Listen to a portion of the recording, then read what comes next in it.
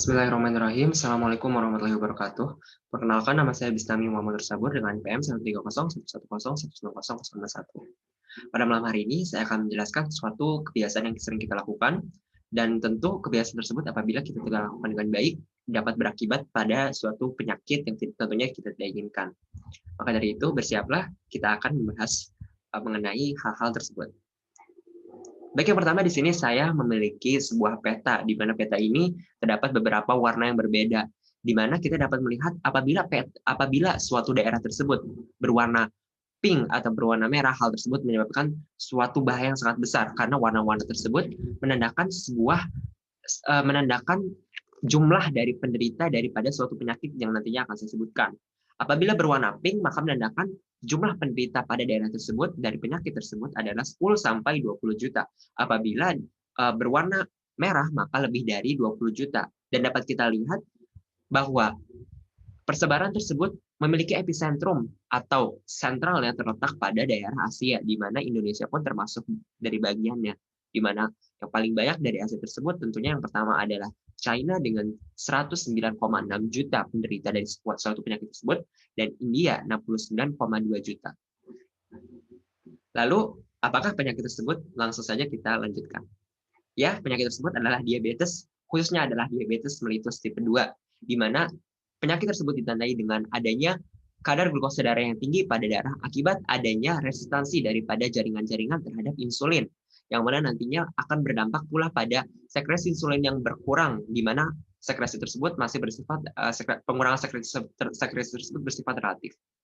Di mana apabila diabetes mellitus tipe 2 ini tidak mengalami penanganan yang tepat dan penanganan yang segera, maka dalam beberapa tahun ke depan akan terbentuk komplikasi-komplikasi yang tentunya berdampak sangat parah pada kesehatan tubuh kita, di mana kita dapat mengelompokkannya menjadi dua, yaitu yang pertama adalah komplikasi yang disebut komplikasi mikrovaskular atau yang mengarah pada pembuluh darah yang kecil, yaitu seperti nefropati, yaitu pada kerusakan pada ginjal, yaitu neuropati, kerusakan pada saraf, dan juga retinopati, yaitu kerusakan pada retina, di mana neuropati nanti akan berevolusi pada membentuknya diabetic foot atau ulcer pada kaki, dan kemudian retinopati ini menyebabkan terjadinya katarak dan juga glaukoma. Kemudian klasifikasi yang kedua adalah komplikasi makrovaskular, di mana menyerang pembuluh darah yang besar sesuai dengan namanya. Yaitu yang pertama adalah menyerang pada otak atau menyebabkan terjadinya stroke, menyerang pada jantung, menyebabkan terjadinya serangan jantung, dan menyerang pada tungkai-tungkai bagian atas maupun bagian bawah dengan pembuluh darah yang besar, atau menyebabkan terjadinya peripheral artery disease. Di mana apabila terjadi stroke dan heart attack tentunya akan menyebabkan terjadinya kemungkinan kematian yang lebih besar. Nah, kemudian ini adalah perilaku yang dapat menyebabkan terjadinya resiko diabetes mellitus itu semakin meningkat, yang saya sebut sebagai happy now, healthy now. Yaitu happy now di mana perilaku seperti jarang berolahraga, hanya tidur-tiduran, menonton TV saja, kemudian memakan makanan yang terlalu banyak kalori, fast food, meminum minuman terlalu banyak kalori, dan juga merokok, itu memang terkesan sangat menyenangkan sekarang. Namun ternyata bagi kesehatan itu big no, healthy no ya. Berarti di mana apabila kita terus-menerus menerapkan perilaku tersebut, maka akan terjadi deteriorasi pada kesehatan kita, khususnya nanti akan menyebabkan terjadinya diabetes mellitus tipe 2. Lalu pertanyaan kita selanjutnya, oh berarti hanya hal tersebut saja yang harus kita batasi kan? Tidak jawabannya. Namun ada perilaku lain yang perlu kita perhatikan, yaitu yang seperti saya sudah singgung di awal sekali pada saat pembukaan, tidur. Di mana tentu tidur ini merupakan hal yang normal, dan ini meliputi sepertiga dari aktivitas manusia seluruh hidupnya. Dan kita tentu membutuhkan tidur, karena dengan tidur kita akan mengembalikan aktivitas tubuh kita kepada baseline, sehingga kita dalam kata lain kita beristirahat. Kemudian fungsi-fungsi dari otak pun akan dilakukan dengan baik pada esok harinya dan kedepannya pula. Dan kemudian tidur ini juga ternyata walaupun kita sebut sebagai aktivitas yang pasif, ternyata fungsi-fungsi fisiologisnya dalam kondisi REM sleep atau rapid eye movement sleep, ternyata tidur ini memiliki aktivitas fisiologis yang sama ketika kita sedang bangun. Makanya kondisi dari tidur ini sangatlah kita perlu pikirkan dan harus kita lakukan dengan baik. Karena apabila kita tidak lakukan dengan baik, tentunya tidur ini dapat berbalik menjadi serangan yang mampu menurunkan kesehatan tubuh kita. Di mana terutama khususnya beberapa penelitian menunjukkan asosiasi negatif antara kualitas tidur yang rendah dengan kesehatan tubuh kita, terutama khususnya adalah menyebabkan terjadinya diabetes mellitus tipe 2. Lalu pertanyaan selanjutnya, siapa sih sebenarnya yang harus kita salahkan? Apakah diabetes mellitus yang menyebabkan terjadinya gangguan pada kualitas tidur, atau kualitas tidur yang buruk yang menyebabkan terjadinya diabetes mellitus? Jawabannya adalah keduanya. Kalau kita bahas pertama kali, apabila kita bahas diabetes mellitus terlebih dahulu sebagai penyebabnya, diabetes mellitus tipe 2 ini menyebabkan penderitanya itu mengalami nokturia atau pada saat malam hari seringkali mengalami kencing yang terus-menerus sehingga nanti dia akan terbangun sehingga nanti tidurnya akan terganggu, akibatnya terjadi fragmentasi pada tidurnya. Kemudian orang-orang tersebut juga seringkali kan mengeluhkan sakit, mengeluhkan nyeri, mengeluhkan tidak nyaman sehingga pada tidurnya juga seringkali terganggu, seringkali terbangun, kemudian dari neurotransmitternya terganggu, autonomic sistemnya pun terganggu, akibatnya terjadi gangguan pada kualitas tidur. Dan gangguan kualitas tidur itu juga dengan sebelumnya ada diabetes mellitus ataupun dia tidak mengalami diabetes mellitus sebelumnya akan menyebabkan terjadinya resiko peningkatan terjadinya diabetes mellitus tipe 2 yang lebih tinggi maupun komplikasinya yang nanti akan lebih parah. Seperti yang akan kita sebutkan setelahnya. Jadi, apabila kita melihat tidur dari sisi durasi, kita dapat mengetahui ada tidur yang bersifat orang-orang itu bersifat lebih pendek atau yang optimal ataupun yang lebih panjang. Kita membahasnya yang tidak normal, yaitu yang tidak pendek, di mana dapat kita lihat sebelah kiri, berarti itu penggambarannya adalah tidurnya itu kurang lebih didefinisikan sebagai tidur dengan waktu kurang dari atau sama dengan 6 jam. Sedangkan untuk yang lebih lama itu lebih dari atau sama dengan 9 jam, di mana keduanya ini sama-sama memiliki efek berupa meningkatkan resistansi jaringan terhadap insulin. Akibatnya tubuh kita tidak dapat merespon dengan baik pada insulin. Akibatnya nanti kadar glukosa darah pada tubuh kita akan meningkat sehingga menyebabkan terjadinya diabetes mellitus tipe 2.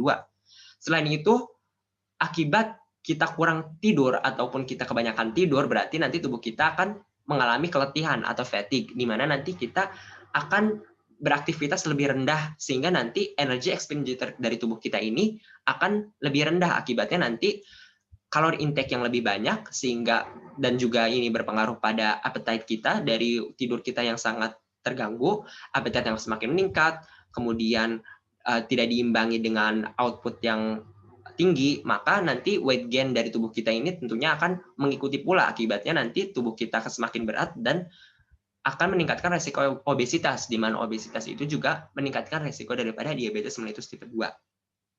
Lalu, apabila kita meninjau dari sisi waktu pula, namun kita melihat dari pemilihan waktu kita untuk tidur, itu pun sangat berpengaruh pada kualitas kesehatan kita, di mana apabila kita memilih waktu siang sebagai waktu tidur kita, kemudian malam sebagai waktu bekerja kita, layaknya seorang melakukan night shift, itu sangatlah buruk terhadap kontrol pada glukosa darah tubuhnya, terutama apabila dia mengalami diabetes mellitus tipe 2, maka kontrol di glukosa pada tubuhnya ini akan buruk. Kemudian selanjutnya yang sering terjadi pada gangguan tidur adalah obstructive sleep apnea, yang kita dapat dissect istilah itu menjadi beberapa bagian. Dari obstruktif berarti kita mengetahui bahwa seperti lihat pada gambar di sini terjadi halangan atau rintangan atau hambatan pada saluran pernafasannya sehingga nanti oksigen tidak dapat masuk ke dalam saluran pernafasannya, yaitu melalui trakea ini tidak dapat memasuki karena terjadi penutupan pada bagian daerah dari faringnya. Kemudian kita dapat mendissect pula bahwa ini ada kata sleep, berarti ini terjadi pada saat tidur. Kemudian ada kata apnea, berarti pada saat tidur tersebut, seorang yang mengalami obstructive sleep apnea ini atau OSA, dia tidak mengalami nafas untuk periode waktu yang singkat, namun terjadi berulang kali. Kemudian, OSA ini akan menyebabkan penderita penyakit tersebut memiliki 3 karakteristik dari tidurnya, yaitu yang pertama intermittent hypoxia atau hipoksia yang selang-seling, di mana nanti darahnya tersebut akan mengalami desaturasi dan reoksigenasi yang sangat cepat. Kemudian yang kedua adalah dia akan mengalami fragmentasi dari tidurnya karena ketika tidak dapat bernafas maka dia akan bangun untuk bernafas kembali sehingga nanti dia akan bangun tidur yang menyebabkan terjadinya gangguan siklus tidur dia. Kemudian akibat dari kualitas tidur yang kurang pada saat malam hari, maka nanti pada saat siang harinya dia cenderung akan lebih banyak tidur. Nah, untuk 2 hal yang disebutkan pertama yaitu intermittent hypoxia dan juga sleep fragmentation, itu akan menyebabkan terjadinya pelepasan molekul-molekul proinflamatori, di mana molekul-molekul proinflamatori tersebut dapat menyebabkan menghalangi terjadinya ikatan antara insulin dengan reseptornya pada jaringan-jaringan tubuh, sehingga sensitivitasnya akan menurun dan resistansinya akan meningkat. Nah, apabila terjadi hal tersebut, maka sel-sel jaringan tubuh ini akan menyebabkan terjadinya ekspresi gen yang menyebabkan terbentuknya protein-protein, di mana protein tersebut khususnya akan mengaktifasi makrofag.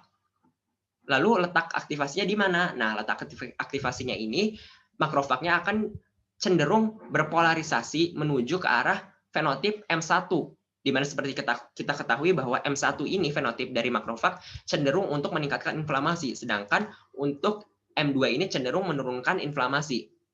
Sehingga nanti apabila terjadinya M1 makin banyak, maka nanti molekul-molekul proinflamatori ini akan disekresikan makin banyak, sehingga nanti akibatnya molekul-molekul proinflamatori ini juga akan kembali siklusnya berulang kembali menjadi menghalangi insulin untuk berikatan dengan reseptornya, sehingga nanti siklus tersebut akan berulang kembali sehingga sensitivitas dari insulin pada jaringan-jaringan tubuh akan semakin menurun yang menyebabkan terjadinya hiperglikemi yang menyebabkan terjadinya diabetes mellitus tipe 2. Nah, begitu pula dengan yang ketika excessive daytime sleepiness ini terjadi, yaitu karakteristik yang ketiga, yaitu kurang lebih mirip dengan ketika durasi waktu tidurnya itu kurang ataupun lebih lama, seperti itu mekanismenya. Kemudian yang seperti kita ketahui pula bahwa obstructive sleep apnea ini juga mampu menyebabkan terjadinya aktivasi dari sympathetic system atau sympathetic nervous system, di mana apabila terjadi aktivasi pada sympathetic nervous system, maka tubuh kita akan lebih dalam kondisi flight or fight, di mana nanti berarti tubuh kita ini tidak kembali ke baseline, di mana nanti terjadi kekurangan istirahat daripada tubuh kita. Selain itu, sympathetic nervous system juga menyebabkan terjadinya pelepasan glukosa dari tubuh kita, sehingga nanti hiperglikemia yang dialami oleh seseorang yang sebelumnya sudah mengalami diabetes mellitus ataupun yang belum mengalami diabetes mellitus ini akan semakin parah. Nah, itulah hal-hal yang terjadi apabila seseorang mengalami obstructive sleep apnea. Nah, selain dia meningkatkan resiko daripada diabetes mellitus tipe 2, dia juga memperparah kondisi dari orang yang sudah mengalami diabetes mellitus tipe 2, yaitu dia akan memperparah komplikasi yang akan disebabkannya, di mana nanti obstructive sleep apnea berbarengan dengan diabetes mellitus tipe 2 mampu meningkatkan resiko terjadinya komplikasi kardiovaskular ini yang semakin meningkat. Maka dari itu kita sudah sepatutnya harus memperhatikan kualitas dari tidur kita, baik dari durasinya, dari pemilihan waktu tidur kita juga. Terus apabila kita memiliki gangguan pada siklus tidur kita, memiliki gangguan ketika kita bernafas pada saat tidur, maka kita harus langsung mengonsultasikannya pada dokter dan agar diberi penanganan yang segera, sehingga kita tidak memperparah kondisi tubuh kita. Terakhir, saya ingin mengatakan good night and have a sweet dream. Namun jangan terlalu banyak sweet, jangan terlalu banyak dream. Seimbangkan perilaku hidup kita yang sehat agar tubuh kita terhindar dari diabetes mellitus tipe 2. Terima kasih, kurang lebihnya mohon maaf. Assalamualaikum warahmatullahi wabarakatuh.